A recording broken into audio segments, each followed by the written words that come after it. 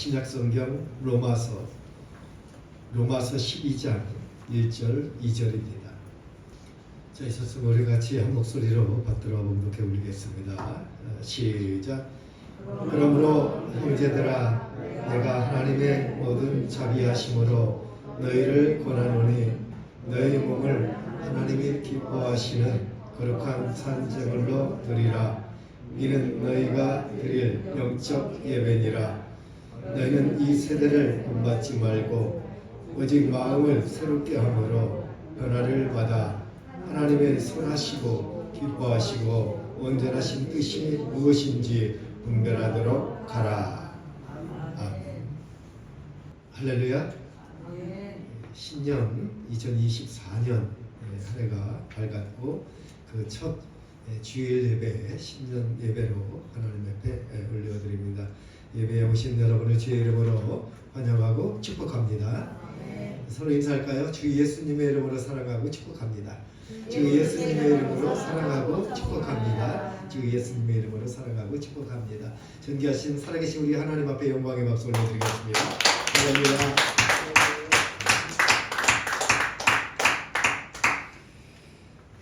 신년을 맞이해서 우리가 특별 새벽 예배를 진행하고 있습니다. 20일 동안 우리가 하나님 앞에 결심하고 결단하는 마음으로 새벽을 깨어서 하나님 앞에 온전히 나와 또 하나님을 예배하고 또 기도하는 그런 영적으로 열리게 되는 그런 과정의 시간들을 우리는 보내고 있습니다. 우리가 예배를 드리면서 첫 주에 우리는 한 주간 이 예배의 중요성에 대해서 우리는 같이 계속적으로 나누었습니다. 이번에 한 해가 피어가 우리 교회의 피어가 바로 삶이 예배가 되는 영적 공동체라는 피어를 두고 우리가 한 해 동안에 이제 시작을 하게 된 것이고요. 그 한 해 동안에 이와 같은 피어가 이루어질 수 있도록 우리가 끊임없이 도전하고 우리가 또 나를 갱신하고 그 다음에 하나님 앞에 더 나아갈 수 있는 그런 계기로 삼게 되는 것입니다. 자, 우리 앞에 붙여 있는 새로운 표현을 우리 같이 한번 읽어보겠습니다. 시작. 삶이 예배가 되는 영적 공동체. 다시 한번요. 시작. 삶이 예배가 되는 영적 공동체. 핵심 주제의 말씀이 오늘 본문과 같은 로마서 12장 1절 말씀입니다. 자, 우리가 예배를 진행하면서 일주일간 우리가 새벽에 다루었던 말씀을 우리가 다뤄보면 중요한 인물들을 우리가 꼽았습니다. 그 인물들을 우리가 구약의 인물들을 한 사람 한 사람 우리가 그 인물들에 대해서 하나님의 관계와 또 하나님의 언약 그리고 하나님께 예배로 나아가는 그런 과정을 우리가 다루었고요. 오늘 이제는 신약에서 말하는 진정한 예배가 무엇인가 라고 하는 것을 우리가 같이 살펴볼 때에 은혜가 되시는 저와 여러분에게 주의 이름으로 축복합니다. 먼저 첫 번째, 참된 영적 예배자가 되라는 것입니다. 참된 영적 예배자. 자, 오늘 로마서 12장 1절 말씀을 우리가 다시 한번 읽어보도록 하겠습니다. 로마서 12장 1절 시작. 그러므로 형제들아, 내가 하나님의 모든 자비하심으로 너희를 권하노니 너희 몸을 하나님이 기뻐하시는 거룩한 산 제물로 드리라. 이는 너희가 드릴 영적 예배니라. 자, 어떤 가정사역자가 예배란 무엇인가 라고 한 것을 간단하게 한 줄로 정의를 해놓았습니다. 하나님을 사랑하는 사람들이 모여서 하나님께 드리는 축제이며 또 영적 잔치이다 라고 이렇게 간단 명료하게 예배에 대해서 말했습니다. 이것은 예배를 우리가 단순히 보는 것이 아니라 예배를 보러 간다. 예배를 바라보는 것이 아니라 예배를 드린다라고 하는 개념에서 우리가 기쁨과 감격으로 드려지는 잔치라고 하는 그것입니다. 자, 오늘 신약에서 말하는 중요한 예배, 영적 예배에 관한 이 말씀을 우리가 다루기 전에 아주 중요한 말씀을 우리 예수님께서 먼저 하신 부분이 있습니다. 그 말씀은 요한복음 4장 23절과 24절에 기록되어 있는데요. 우리 한번 살펴보겠습니다. 23절 먼저요. 시작. 아버지께로 참되게 예배하는 자들은 영과 진리로 예배할 때가 오나니 곧 이때라. 아버지께서는 자기에게 이렇게 예배하는 자들을 찾으시느니라. 24절. 하나님은 영이시니 예배하는 자가 영과 진리로 예배할지니라. 아멘. 자, 이 말씀을 주신 배경이 어떤 배경이냐면요. 이 예수님이 사마리아 땅을 방문하십니다. 대부분 이 사마리아 땅은 유대인들이 구별해서 싫어하는 쪽으로 구별된 땅이었어요. 이 사마리아의 족속에 전대를 올라가면 그 백성이 결국에는 북이스라엘이 결국은 아수르에 의해서 멸망당한 민족의 계통이기 때문에 그렇습니다. 멸망당했더라면 혼혈민족이에요. 전통성을 잃어버렸어요. 혈통이나 그 가운데서 신앙도 역시 잃어버린 그런 신앙, 변질된 신앙이 될 수 있었어요. 그래서 유대인들은 사마리아 땅을 밟기조차도 기피하는 그런 것이 되었어요. 그러나 예수님은 직접 당신이 사마리아 쪽을 방문하시면서 그 땅을 관통해서 예루살렘으로 가시게 되는 것입니다. 그때 만난 한 여인이 있었죠. 수가성 여인이라고 기록된, 이름은 밝히지 않았지만 수가성의 여인이라 이렇게 기록된 그 여인에게 이 예배에 관한 그런 말씀을 정확하고 아주 또렷하게 가르쳐 주신 그 말씀입니다. 자, 아버지께 참되게 예배하는 자들은 영과 진리로, 무엇으로요? 영과 진리로 예배할 때가 오나니 곧 이때라. 아버지께서는 자기에게 이렇게 예배하는 자들을 어떻게 하신다? 찾으신다. 이렇게 하셨어요. 그리고는 우리가 늘 암송구절로 삼고 우리가 예배 한 부분의 말씀으로 우리가 붙잡은 말씀. 자, 우리 한번 다시 한번 읽어보겠습니다. 24절 시작. 하나님은 영이시니 예배는 자가 영과 진리로 예배할지니라. 확실하게 예수님은 이 예배에 관한 부분을 정리해 주신 것입니다. 그리고 앞으로 이런 때가 온다라고 하는 것이죠. 자, 이제는 이 사마리아가 그림심산에서 따로 예배를 드렸고 유대인이 예루살렘으로 가서 예배를 드렸던 이 모든 것들이 이제는 초월돼서 이제는 함께 예배를 할 때가 되는데 그것은 바로 영적 예배가 된다는 것과 이것이야말로 비로소 참된 예배가 된다라고 하신 것입니다. 참된 예배는 바로 예수님이 말씀하신 것처럼 영과 진리로 예배하는 것이 바로 참된 예배이고, 또 그렇게 예배를 드리는 사람을 우리는 참된 예배자라고 말할 수 있는 것입니다. 자, 이 참된 예배자의 예배는 어떻게 드리는가? 그렇다면 참된 예배자의 예배는 우리가 어떻게 드려야 하는가? 라고 하는 것은 바로 오늘 우리가 읽었던 본문 말씀에 우리에게 제시해지고 있는 것입니다. 우리가 너희 몸을 거룩한 산제물로 드리라. 너희의 몸을 거룩한 산제물로 드리라. 자, 우리의 몸을 하나님께 바친다는 것은 무슨 의미입니까? 이것은 우리의 육체를 하나님 앞에 드리라. 라고 하는 것이 아니에요. 이것은 우리의 육체에 담겨진 나의 온 마음과 또 온 인격, 지, 정의 이런 것들을 다 포함해서 어떻게 하라? 하나님께 드리라 라고 하는 것입니다. 이것은 우리 자신을 뜻하는 것이죠. 더 나아가 우리의 인격 전체를 포함해서 모든 것들을 다 동원해서 하나님을 예배하라 라고 하는 것입니다. 자, 이것은 몸으로 드리는 예배이면서 우리는 희생을 의미하고 있는 것이지요. 주님께서 나를 위해 십자가의 희생 제물이 되었듯이 나도 주님을 위해서 우리가 서슴지 않고 희생 제물이 되는 그러한 신앙이 되어야 한다라고 하는 것입니다. 이것이 산제사, 산제물이다라고 하는 것, 그것입니다.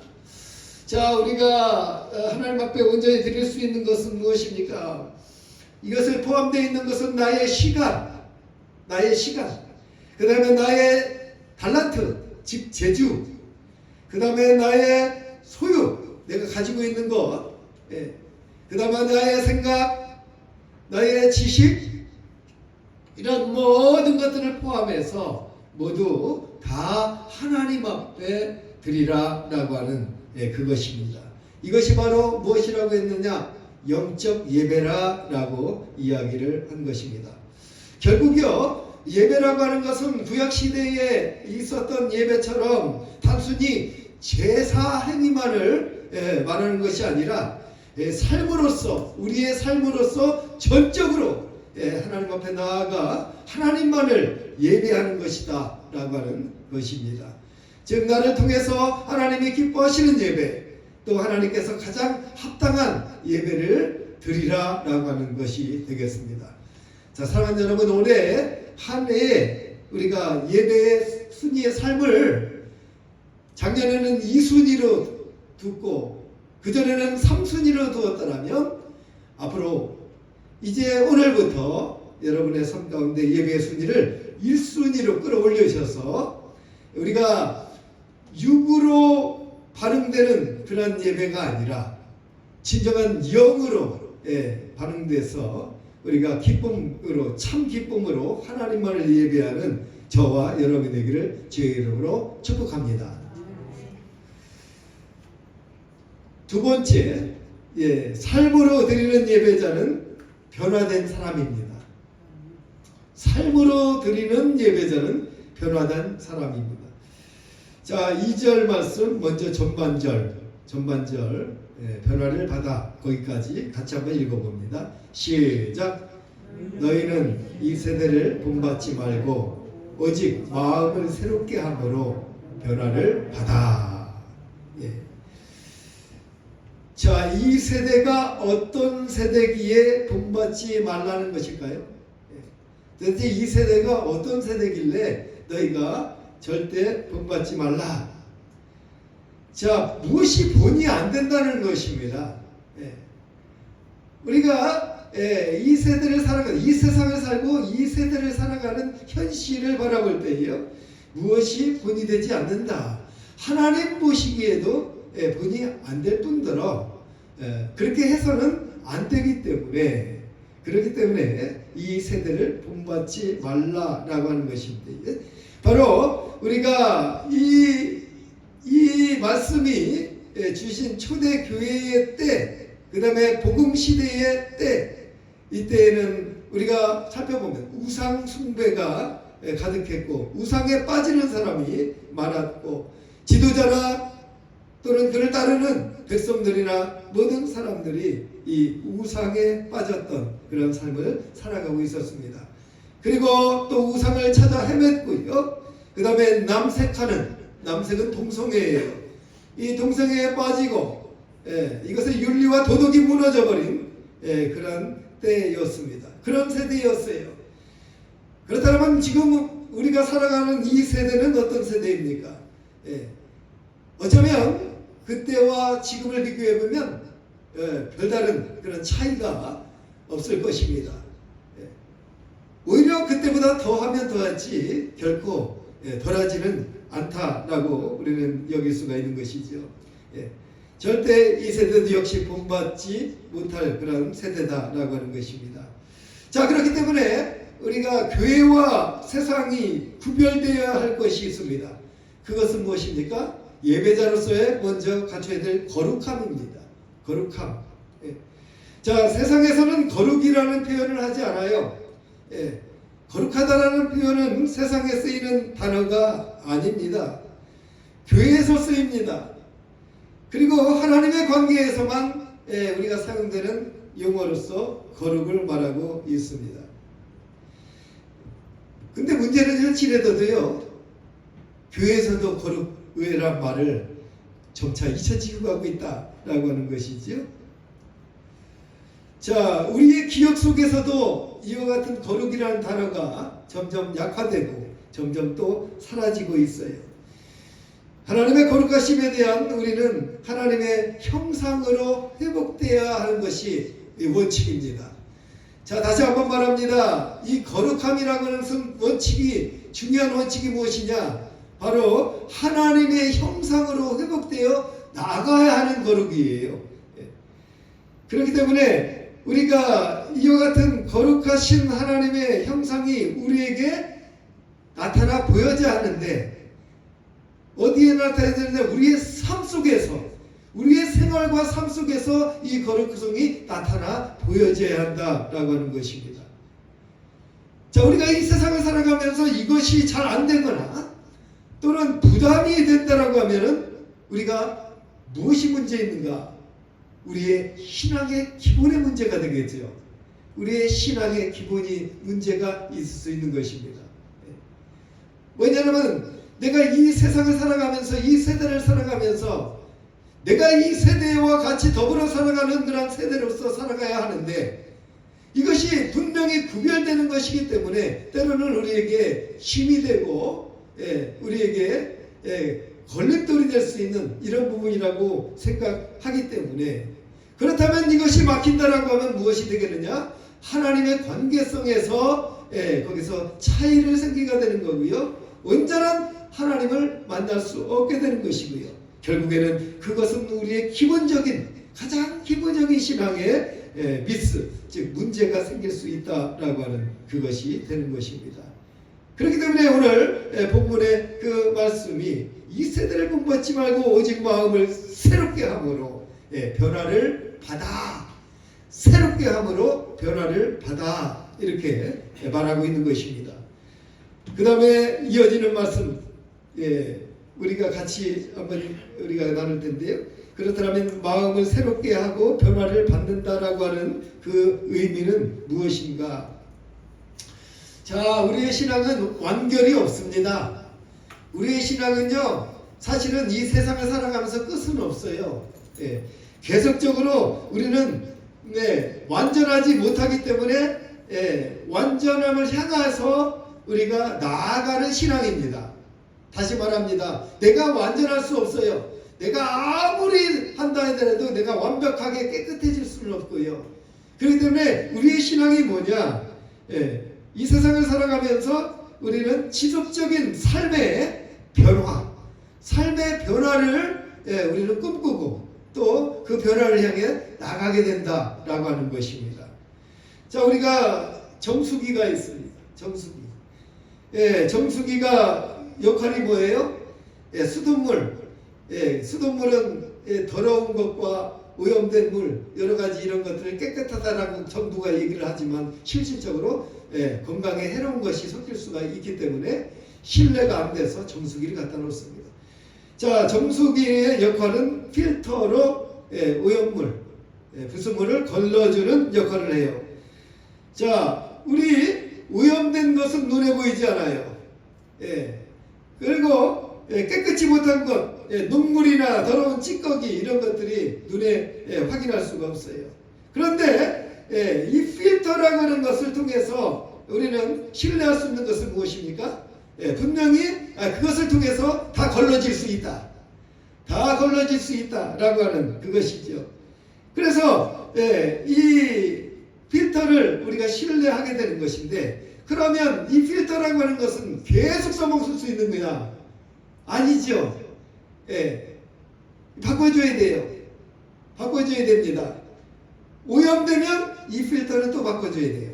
새 것으로 다시 바꿔줘야 돼요. 자, 이와 같이 우리에게도 우리의 마음을 정지할 필터를 우리는 가지고 있고요. 이 필터는 계속적으로 새롭게 바꿔줘야 한다라고 하는 거예요. 바꾸지 않으면 어떻게 되겠습니까? 더러운 물을 더러운 상태로 그대로 흡수하게 되고 받아들이게 된다. 그렇기 때문에 나도 오염될 수 있다라고 하는 그것이죠.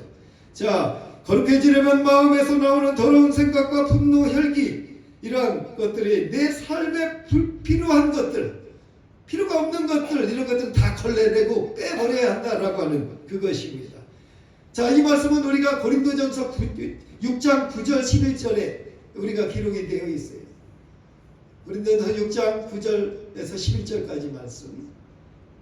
자, 긴 말씀이지만 우리 먼저 9절을 같이 한 목소리로 읽어보겠습니다. 시작.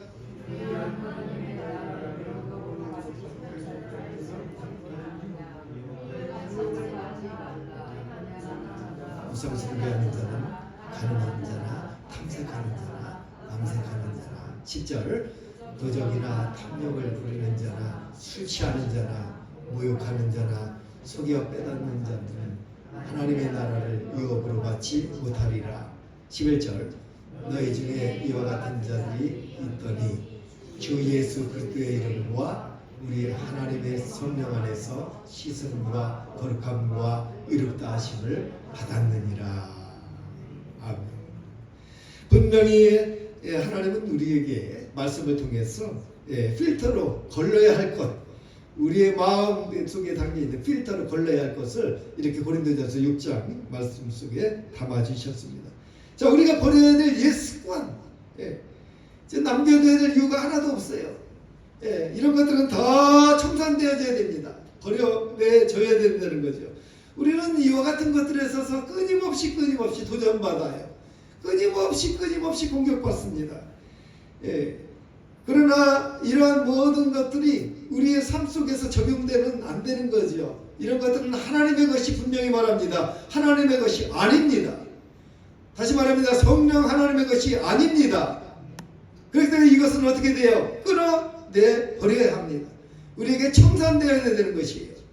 그래야만이 우리는 새롭게 하나님 앞에 나아갈 수 있다, 변화될 수 있다라고 하는 그것이죠. 이것을 놔두고는 결코 우리가 하나님께로 온전한 거룩성과 변화된 삶으로 나아갈 수 없다라고 하는 것입니다. 그럴 수 있는 방법은 오늘 고린도전서 6장 마지막 후반절에 기록되어 있어요. 주 예수 그리스도의 이름과, 다시 한번 말합니다. 주 예수 그리스도의 이름과 우리 하나님의 성령 안에서 씻음과 거룩함과 의롭다 하심을 받았다. 믿습니까? 이 말씀을 여러분들이 믿으시기 바랍니다. 자, 그리고 오늘 2절 하반절 우리가 다시 연이어서 읽어봅니다. 하나님의 선하시고, 자, 시작. 하나님의 선하시고 기뻐하시고 온전하신 뜻이 무엇인지 분별하도록 하라. 자, 우리의 신앙의 핵심이 무엇이에요? 바로 하나님의 선하시고 기뻐하시고 온전한 뜻이 무엇인지를 우리가 알아가야 하는 것입니다. 자, 우리의 삶은 우리가 살아가는 거예요. 내 삶을 다른 사람이 살아가 주지 않아요. 내 삶은 내 삶을 내가 살아가야 합니다. 내가 계획하고 내가 설계하고 또 내가 그 계획을 위하여 분주히 노력하고 또 분주히 우리가 기도하며 끊임없이 소망을 향해 나아가는 것이 바로 옆 사람이 아니라 다른 사람이 아니라 나여야 한다라고 하는 것이죠. 참 이 삶 속에서 열심히 살아갑니다. 그러나 미안하게도 그 삶 가운데서 온전히 순순히 허락되지 않아요. 때로는 아픔이 있고요. 때로는 패배를 경험하게 됩니다. 몇 번을 달아가지고만 우리는 또 넘어집니다. 이거에서 넘어질 때는 우리가 이 길이 아닌가? 내가 지금 잘못된 길로 가고 있는가? 라고 해서 다시 돌아오게 되죠. 자, 우리 세상에서 나아갔던 탕자도 다시 회개하여 아버지께로 돌아왔습니다. 예.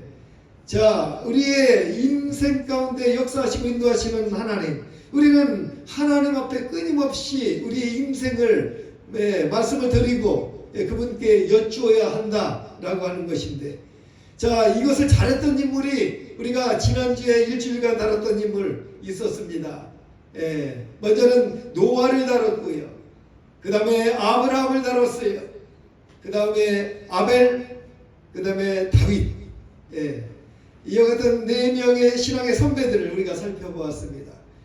그들이 어떻게 하나님과 함께 했는가라고 했을 때는 간단히 요약하면 하나님과 동행하였다라고 하는 하나님의 말씀이 기록이 되어 있습니다. 자, 그들이 하나님과 동행된 신앙, 그 신앙은 하나님께 제단을 쌓게 된 그런 밑거름이 된 것입니다. 하나님의 선하시고 온전하신 뜻을 잘 아는 인물들이었어요. 그래서 자신의 삶을 온전히 하나님께 모두 드린 그러한 산 제물로 드린 예배자였다라고 하는 것입니다. 이들은 결국 하나님으로부터 무엇을 받았느냐? 언약을 받았어요. 약속을 받았어요. 때로는 하나님으로부터 언약을 받고 그 약속을 받고 나서 그가 더 힘있게 하나님을 붙잡을 수 있던 배경이 되고, 그것은 억지로가 아닌 자연스럽게 이와 같은 하나님을 예배하지 아니하면 안 되는 그런 환경으로 이 신앙의 선배들을 바꿔 놓았다라고 하는 것이죠. 그래서 그는 바로 뭡니까? 한 사람 한 사람 간략하게 얘기하면 노아는 하나님께서 인정해 주셨어요. 뭐라고 인정하냐면 우리가 창세기 6장 9절의 말씀에 우리가 당대의 의인이요 당대 완전한 자라 이렇게 승인이 떨어졌어요. 그 사람을 그렇게 칭함을 받았어요. 그 가운데 인류 구원의 역사인 방주의 축복을 하나님 허락하셨잖아요. 아브라함은 어떻습니까? 창세기 15장 5절에서 6절 말씀처럼 믿음의 조상, 그가 의롭다 하시니 하나님께서 여김을 받고 나서는 자, 믿음으로 의를 얻게 되는 그러한 논리를 알게 된 사람, 그 다음에 믿음의 조상으로 칭호를 받고요. 그 받은 축복은 땅의 축복, 그 다음에 이삭을 통한 그리고 이루어지는 자손 만만대의 축복을 하나님께서 주셨다라고 하는 것이죠. 또한 다윗은 어때요? 다윗은 하나님부터 그가 목동으로서 정말 세상으로 내려와서는 보잘것없는 그런 양치기에 불과했지만 그가 하나님으로부터 택함을 받고 그런 담대한 지혜의 왕으로 세움을 받았어요. 그리고 나서는 어떤 언약을 주셨어요? 하나님께 예배할 수 있는 성전을 수축하라. 그와 같은 것들을 언약을 주셨어요. 그 약속을 주셨어요. 물론 다윗의 그런 인생의 삶 속에서 그가 많은 전쟁 가운데서 피 흘렸던 그런 것으로 인하여 그 다음에 그의 죄성으로 인한 한 과정을 인하여 결국에는 이것이 연기가 돼서 그의 아들 솔로몬에게 이루어졌던 그런 것이지만 어쨌든 언약은 바로 이 다윗에게 하나님께서 맺으셨다. 그 언약을 맺으셨다라고 하는 것입니다. 자, 이와 같은 우리가 신앙의 선배들의 본을 우리가 바라보면서 우리가 하나님의 전에서 예배할 수 있는 은혜, 하나님의 전에서 예배할 수 있는 축복, 이 가운데 예배에 승리한 그러한 축복의 사람들로 결국에는 성경에 기록되었다라고 하는 그것입니다. 사랑하는 여러분, 말씀을 맺겠습니다. 예배에 승리한 사람이 삶에서도 승리할 줄로 믿습니다. 이 삶으로 예배하는 사람은 어디든지 인정받습니다. 무시하지 않아요. 그 모습이 항상 기쁘고 또 그 모습이 환하게 되는 그런 참 기쁨으로 담겨지기 때문에 그렇습니다. 그렇기 때문에 다른 사람의 본이 될 수 있어요. 다른 사람의 역할을 감당할 수 있어. 나도 저 사람 닮고 싶다. 나도 저 사람처럼 기뻐지고 싶은데 비밀이 뭘까? 저 사람이 왜 저렇게 맨날 기뻐 살아갈 수밖에 없는 것이 무엇일까? 라고 하는 거 볼 때 궁금해지고 그 사람의 삶을 궁금하게 여겨지는 삶으로 주목되는 그런 삶으로 보여지기 때문에 그렇습니다. 그렇다면 그 사람이 이 가까이 하고 싶고 그 사람의 말을 들어보고 싶고 나도 그렇게 좀 하고 싶다라고 하는 그런 열정 가운데 나갈 수 있기 때문에 우리는 그 가운데서 자연스럽게 우리는 이 목적하는 바대로 하나님의 형상, 그 하나님의 형상을 따라 주의 모습을 닮아가는 그런 거룩한 모습으로 변화되는 그런 삶이 되고 또 이 거룩하고 변화된 삶은 결국에 하나님께만 드려지는 영적 예배자로서 나가게 되는 저와 여러분 되기를 주의 이름으로 축복합니다.